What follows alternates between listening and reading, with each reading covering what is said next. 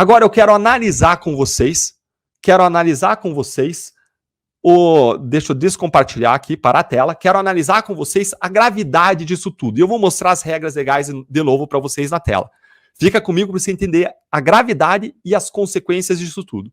Você tem todo um código de normas violadas, por isso que as mensagens estão revelando. Sendo essas mensagens verdadeiras, vamos assumir isso aqui, eu vou partir desse pressuposto, tá?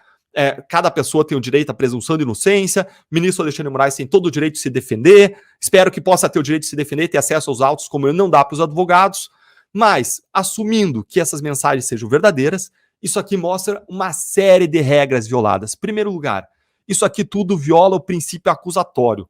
A nossa Constituição estabeleceu que cabe ao Ministério Público o poder, dever de acusar, de fazer a denúncia criminal, e com isso separou as funções de investigar e de acusar da função de julgar. O juiz não pode investigar, ele não pode acusar, cabe a ele apenas julgar. É uma separação de funções que caracteriza o nosso sistema como sistema acusatório, não um sistema inquisitório.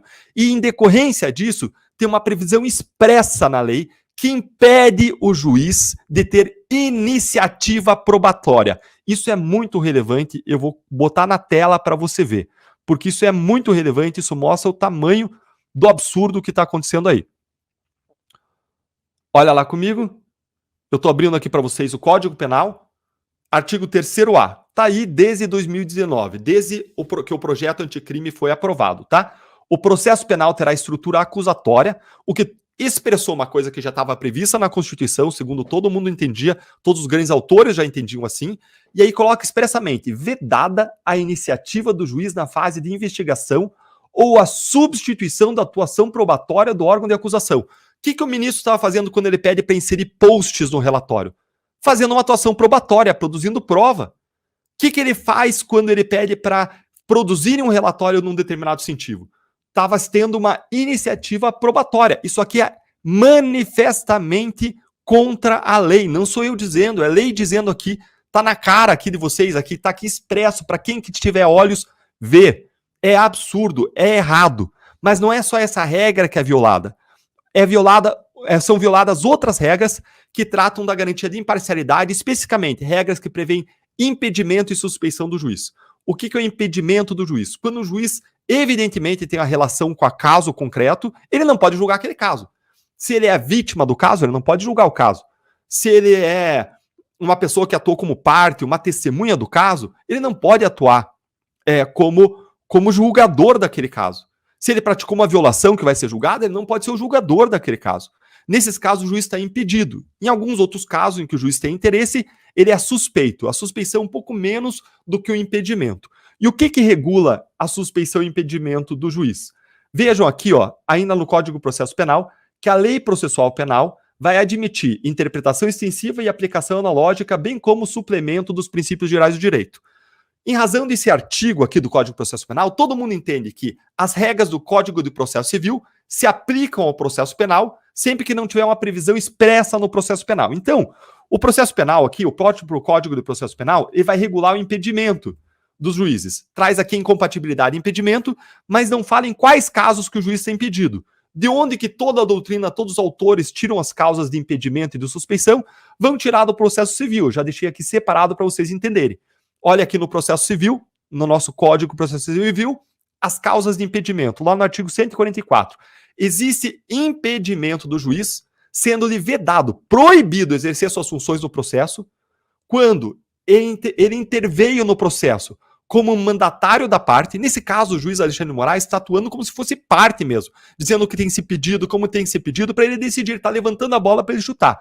Ainda, quando ele funcionou como membro do Ministério Público, aqui, o ministro Alexandre de Moraes está usando essa AED, essa Assessoria Especial de Enfrentamento e Desinformação, já vou explicar isso, como se fosse o próprio Ministério Público.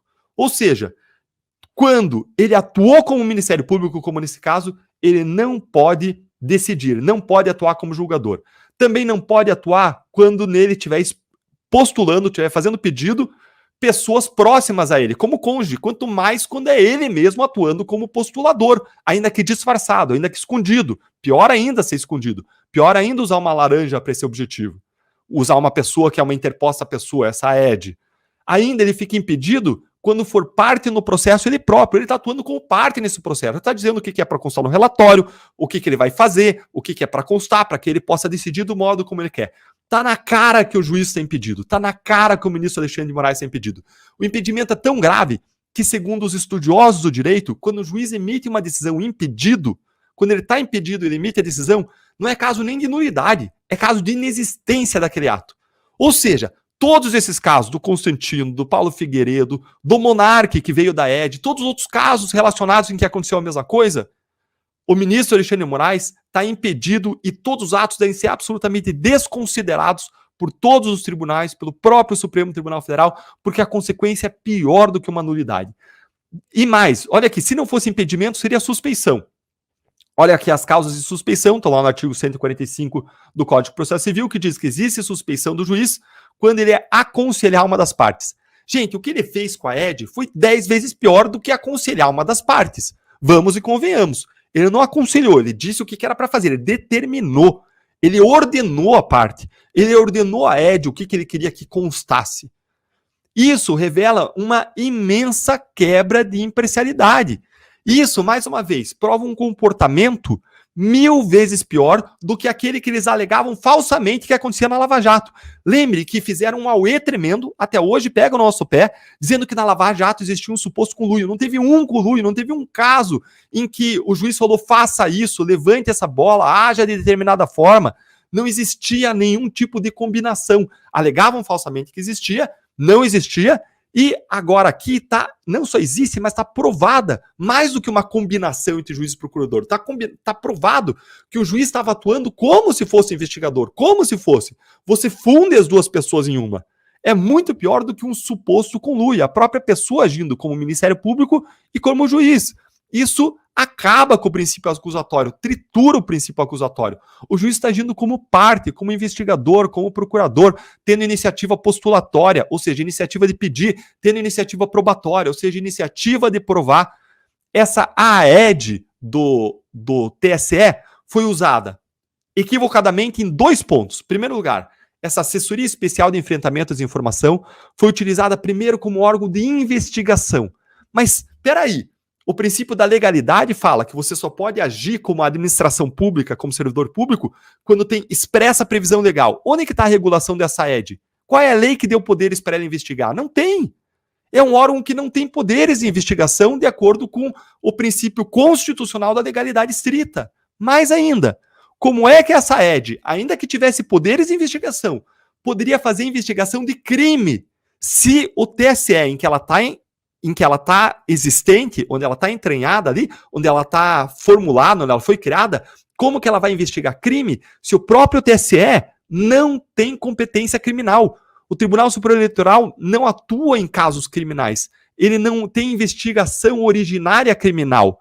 Ele só atua revisando, nunca com iniciativa criminal. Ninguém com foro privilegiado é julgado diretamente no TSE. Não existe isso no TSE. Existe no Supremo, não com o TSE.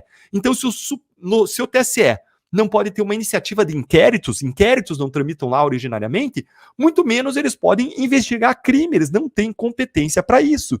Existe aí uma clara usurpação da função da polícia, mas vai piorar. Segura que vai piorar, senta aí.